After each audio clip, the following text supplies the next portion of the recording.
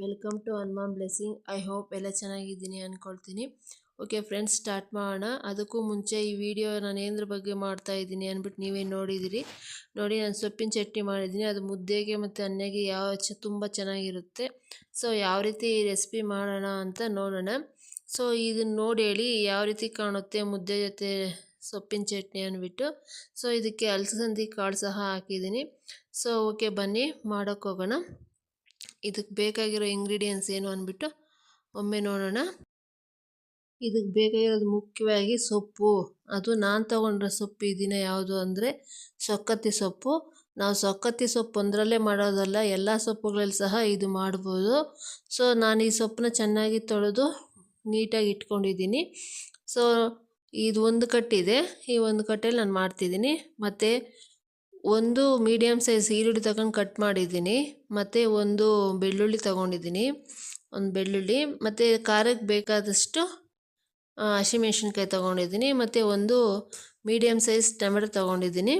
ಈ ಅಲಸಂದಿ ಕಾಳು ಒಂದು ಕಪ್ಪಷ್ಟಿದೆ, ಆದರೂ ಸ್ವಲ್ಪ ಜಾಸ್ತಿನೇ ಆಯಿತು. ನನಗಿರೋದ್ರಲ್ಲಿ ವೇಸ್ಟ್ ಮಾಡೋದು ಏಕೆ ಅಂದ್ಬಿಟ್ಟು ಅದನ್ನು ಎಲ್ಲ ಹಾಕ್ಬಿಡ್ತಾಯಿದ್ದೀನಿ. ಇನ್ನೂ ಚಿಕ್ಕದಾಗಿದ್ದರೂ ಪರವಾಗಿಲ್ಲ, ಇನ್ನೂ ಚೆನ್ನಾಗಿರುತ್ತೆ. ಓಕೆ, ಇನ್ನೂ ಜಾಸ್ತಿ ಇದೆ ಅಂದ್ರೂ ಹಾಕ್ಕೊಳ್ಳಿ, ಪರವಾಗಿಲ್ಲ, ಅದು ನಮ್ಮಿಷ್ಟ. ಇದನ್ನು ಅದರಲ್ಲಿ ಹಾಕಬೇಕು. ಸೊ ಯಾವ ರೀತಿ ಹಾಕೋದು ಅಂತ ನೋಡೋಣ. ಫಸ್ಟು ಸೊಪ್ಪಿನ ಜೊತೆಯಲ್ಲೇ ಇವೆಲ್ಲ ಹಾಕೋಣ.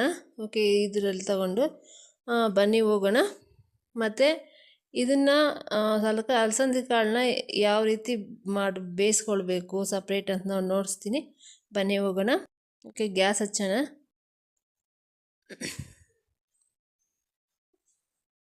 ಒಂದು ಪಾತ್ರೆ ಇಟ್ಟಿದ್ದೀನಿ. ಸೊ ಸ್ವಲ್ಪ ನೀರು ಹಟ್ಟೋಣ. ಒಂದು ಅರ್ಧ ಚಮ್ ನೀರು ಹಟ್ಟಿದೆ ಅಷ್ಟೇ. ಆ ನೀರು ಕಾಯಲಿ, ಮತ್ತೆ ಸೊಪ್ಪು ಹಾಕೋಣ. ಸೊ ಅಲ್ಲಿವರೆಗೂ ನಾವು ಇನ್ನೂ ಒಂದು ಕಡೆ ಸ್ಟವ್ ಹಚ್ಚಿಬಿಟ್ಟು ಅದರಲ್ಲಿ ಅಲಸಂದಿ ಕಾಳನ್ನ ಬೇಯಿಸ್ಕೊಳ್ಳೋಣ. ಅದರಲ್ಲಿ ನೀರು ಹಟ್ಟಿದ್ದೀನಿ, ಅದರಲ್ಲಿ ಅಲಸಂದಿ ಕಾಳು ಹಾಕೋಣ. ಸಾರಿ ಗೈಸ್, ನಾನು ವಿಡಿಯೋ ರೆಕಾರ್ಡ್ ಆಗಿಲ್ಲ. ನಾನು ತೊಗೊಂಡಿದ್ದ ಸೊಪ್ಪು ಎಲ್ಲ ಇದರಲ್ಲಿ ಹಾಕಿದ್ದೀನಿ. ಸೊ ನಿಮಗೆ ನೋಡ್ಸಿದ್ನಲ್ವ, ಸೊ ಅದನ್ನೇ ತೊಗೊಂಡಿದ್ರಲ್ಲಿ ಹಾಕಿದ್ದಷ್ಟೇ. ನೋಡಿ, ಅದಕ್ಕೆ ಎಲ್ಲ ನೋಡಿಸ್ತಾ ಇದ್ದೀನಿ. ಬೆಳ್ಳುಳ್ಳಿ, ಈರುಳ್ಳಿ, ಟೊಮೆಟೊ, ಹಸಿಮೆಣ್ಸಿನ್ಕಾಯಿ ಹಾಕಿದ್ದೀನಿ ಅಷ್ಟೇ. ನಾನೇನು ತೊಗೊಂಡಿದ್ನೋ ಅದನ್ನೇ ಹಾಕಿದ್ದು. ಮತ್ತು ಉಪ್ಪು ತೊಗೊಂಡಿಲ್ಲಲ್ಲ, ಅದಕ್ಕೆ ನಾನು ಉಪ್ಪು ಇಲ್ಲೇ ಹಾಕ್ಕೊಳ್ತಾ ಇದ್ದೀನಿ. 1.5 ಸ್ಪೂನ್ ಹಾಕ್ಕೊಂಡೆ, ಏಕೆಂದರೆ ಉಪ್ಪು ನೋಡ್ಕೊಂಡು ಹಾಕ್ಕೊಳ್ಳೋಣ ಅಂತ. ಓಕೆ, ಅದನ್ನು ಸ್ವಲ್ಪ ಕಲಸಿಬಿಟ್ಟು ಚೆನ್ನಾಗಿ ನಾನು ಸ್ವಲ್ಪ ಅದು ಚೆನ್ನಾಗಿ ಕೆಳಗಡೆ ಬೇಯಲಿ ಅಂತ ಹಾಕ್ತಾಯಿದ್ದೀನಿ. ಸೊ ಓಕೆ, ಚೆನ್ನಾಗಿ ಕಲಸಿಬಿಟ್ಟು ಅದ್ರ ಮೇಲೆ ಪ್ಲೇಟ್ ಮುಚ್ಚೋಣ. ಮತ್ತು ನೋಡೋಣ. ನೋಡಿ ಗೈಸ್, ನಾನು ಮಾಡಿದ್ದು ಇದೆ. ನಾನು ವಿಡಿಯೋ ರೆಕಾರ್ಡ್ ಆಗಿಲ್ಲ, ಸಾರಿ. ಮುಚ್ಚಿಬಿಟ್ಟು ಅದ್ರ ಮೇಲೆ ಸ್ವಲ್ಪ ಈ ಕಡೆ ನೋಡೋಣ. ಅಲಸಂದಿ ಕಾಳು ಹಾಕೋಣ. ಸೊ ಬನ್ನಿ ನೋಡಿ, ನಾನು ತೊಗೊಂಡಿರೋ ಅಲಸಂದಿ ಕಾಳು ತೊಳೆದಿಟ್ಕೊಂಡಿದ್ದೀನಿ. ಸೊ ಅದನ್ನು ಹಾಕೋಣ. ಅದು ಸಪ್ರೇಟ್ ಬೇಯಿಸ್ಕೊಳ್ಬೇಕು. ಇದರೊಳಗಡೆ ಅಲಸಂದಿ ಕಾಳು ಒಂದೇ ಅಲ್ಲ, ಕಡಲೆ ಸಹ ಹುರಿದ್ಬಿಟ್ಟು ಹಾಕ್ಕೊಳ್ಬೋದು. ನನ್ನ ಹತ್ರ ಅಲಸಂದಿ ಕಾಳು ಇದ್ದಿದ್ದಕ್ಕೆ ಹಾಕ್ಕೊಂಡೆ. ಯಾವಾಗ ಇದ್ದರೆ ಹಾಕ್ಬೋದು, ಇಲ್ಲಾಂದರೆ ಬಿಡ್ಬೋದು, ಅದು ನಮ್ಮಿಷ್ಟ. ಇದ್ದರೆ ಮಾಡಿ ಚೆನ್ನಾಗಿದೆಯೋ ಇಲ್ಲ ಒಮ್ಮೆ ನೋಡೋಣ.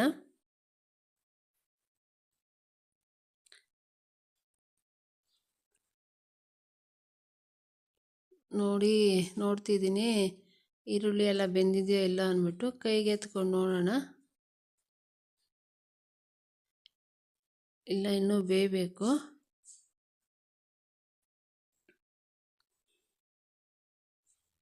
ಸೊಪ್ಪು ಇನ್ನೂ ಬೆಂದಿಲ್ಲ. ನಾನು ಈರುಳ್ಳಿ ಸಹ ನೋಡಿದೆ, ಏನೂ ಬೆಂದಿಲ್ಲ ಇನ್ನೂ ಕ್ಲಿಯರಾಗಿ. ಅರ್ಧ ಬೆಂದಿದೆ.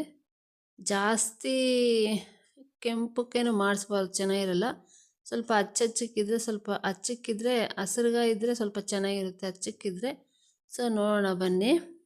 ಸಾಂಬಾರು ಯಾವತ್ತೂ ಅಚ್ಚಗಾಯಿ ಇದ್ದರೆ ಚೆನ್ನಾಗಿರುತ್ತೆ.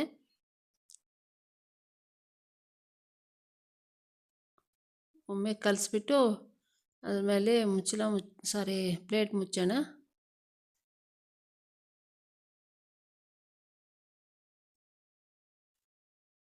ಫ್ರೆಂಡ್ಸ್, ನನ್ನ ವಿಡಿಯೋ ಇಷ್ಟ ಆದರೆ ಒಂದು ಲೈಕ್ ಮಾಡಿ, ಶೇರ್ ಮಾಡಿ, ಸಬ್ಸ್ಕ್ರೈಬ್ ಮಾಡಿ. ಮತ್ತು ನೋಡಿ, ನೀಟಾಗಿ ಬೆಂದಿದೆ.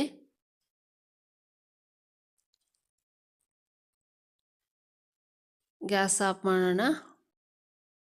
ಗ್ಯಾಸ್ ಆಫ್ ಮಾಡಿಬಿಟ್ಟು ಅದನ್ನು ಬೇರೆದಕ್ಕೆ ಬಸಿದ್ಕೊಳ್ಳೋಣ. ಈ ಕಡೆ ನೋಡಿ, ಇದು ಸಹ ಬೆಂದಿದೆ. ಅದನ್ನು ಸಹ ಬೇರೆ ಪಾತ್ರೆ ಒಳಗಡೆ ಬಸಿದ್ಕೊಳ್ಳೋಣ. ಇದನ್ನು ಎರಡೂ ಸೇರಿ ಸೊಪ್ಪಿನ ಸಾರು ಮಾಡ್ಬೋದು. ನಾನು ಸೊಪ್ಪಿನ ಚಟ್ನಿ ಮಾಡ್ತಿದ್ದೀನಿ, ಅದಕ್ಕೆ ಆ್ಯಡ್ ಮಾಡ್ತಿದ್ದೀನಿ ಅಷ್ಟೇ. ಒಮ್ಮೆ ಟ್ರೈ ಮಾಡಿ, ಸೂಪರಾಗಿರುತ್ತೆ. ಅಲ್ಲಿಗೆ ಸಿಗ್ತಾ ಇದ್ದರೆ ಅದ್ರ ಟೇಸ್ಟೇ ಸೂಪರಾಗಿರುತ್ತೆ. ಟ್ರೈ ಮಾಡಿ, ನನಗೆ ಕಮೆಂಟ್ ಬಾಕ್ಸಲ್ಲಿ ನಿಮ್ಮ ಒಪಿನಿಯನ್ ತಿಳಿಸಿ. ನಾನು ಆರೋದಕ್ಕೆ ಇಟ್ಟಿದ್ದೀನಿ. ಆರಿದ್ಮೇಲೆ ಮಿಕ್ಸಿಗೆ ಹಾಕೋಣ. ನಾನು ನೋಡಿಸ್ತಿದ್ದೀನಿ ನೋಡಿ, ಎಲ್ಲ ಬೆಂದಿದೆ ಅಂತ ನೋಡಿ. ಇದು ಆರಿದೆ. ನಾನು ಮಿಕ್ಸಿ ಜಾರಲ್ಲಿ ಹಾಕ್ತಾಯಿದ್ದೀನಿ.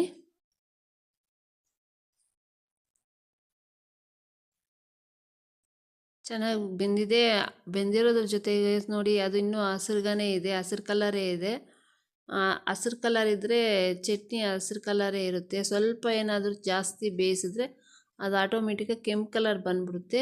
ನಾವು ಯಾವ ರೀತಿ ಬೇಯಿಸ್ತೀರ ಅನ್ನೋದು ಬಿಟ್ಟಿರುತ್ತೆ. ನೋಡಿ ಯಾವ ಕಲರ್ ಇದೆ ಅಂದ್ಬಿಟ್ಟು. ಈ ಥರ ಜಾಸ್ತಿ ನುಣ್ಣಕ್ಕೆ ಅಲ್ಲದೆ ಒಂದು 2-3 ಸಲ ಆಫು ಆನು ಮಾಡಬೇಕು. ಚೆನ್ನಾಗಿರುತ್ತೆ ಆಗ.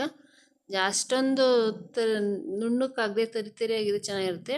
ಒಗ್ಗರಣೆಗೆ ಬೇಕಾಗಿರೋದು ಈರುಳ್ಳಿ ಮತ್ತು ಕರಿಬೇವಿನ ಸೊಪ್ಪು. ಓಕೆ, ಈಗ ಒಗ್ಗರಣೆಗೆ ನೋಡಿದ್ರಲ್ಲ, ಈಗ 4 ಟೇಬಲ್ ಸ್ಪೂನು ನಾನು ಎಣ್ಣೆ ಹಾಕ್ಕೊಳ್ತಾ ಇದ್ದೀನಿ. ನಂದು ನೋಡಿ 4 ಸ್ಪೂನು ಎಣ್ಣೆ ಹಾಕ್ತಾಯಿದ್ದೀನಿ ನಾನು. ಸೊ ಗೈಸ್, ನಿಮಗೆ ನನ್ನ ವಿಡಿಯೋ ಇಷ್ಟ ಆದರೆ ಒಂದು ಲೈಕ್ ಮಾಡಿ, ಶೇರ್ ಮಾಡಿ ಆ್ಯಂಡ್ ಸಬ್ಸ್ಕ್ರೈಬ್ ಮಾಡ್ಕೊಳ್ಳಿ. ಇದನ್ನು ನಿಮ್ಮ ಫ್ಯಾಮಿಲಿ ಫ್ರೆಂಡ್ಸ್ಗೆ ಶೇರ್ ಮಾಡಿ. ನೀವು ಮನೆಯಲ್ಲಿ ಟ್ರೈ ಮಾಡಿ ಹೇಗಿರುತ್ತೆ ಅಂತ ಕಮೆಂಟ್ ಬಾಕ್ಸಲ್ಲಿ ನಿಮ್ಮ ಒಪಿನಿಯನ್ ತಿಳಿಸಿ. ಓಕೆ, ಸಾಸಿವೆ ಹಾಕ್ಕೊಳ್ಳೋಣ. ಕೆಳಗಡೆ ಸಬ್ಸ್ಕ್ರೈಬ್ ಬಟನ್ ಇದೆ, ಸಬ್ಸ್ಕ್ರೈಬ್ ಮಾಡ್ಕೊಳ್ಳಿ. ಇದನ್ನು ನೀವು ಟ್ರೈ ಮಾಡಿ ಹೇಗಿರುತ್ತೆ ಅಂತ ನಂಗೆ ತಿಳಿಸ್ಕೊಡಿ. ಒಮ್ಮೆ ಇದನ್ನು ಟ್ರೈ ಮಾಡಿದ್ರೆ ನಿಮಗೆ ಗೊತ್ತಾಗುತ್ತೆ ಈ ಟೇಸ್ಟ್ ಯಾವ ರೀತಿ ಇರುತ್ತೆ ಅಂದ್ಬಿಟ್ಟು. ಓಕೆ, ಈರುಳ್ಳಿ ಹಾಕೋಣ.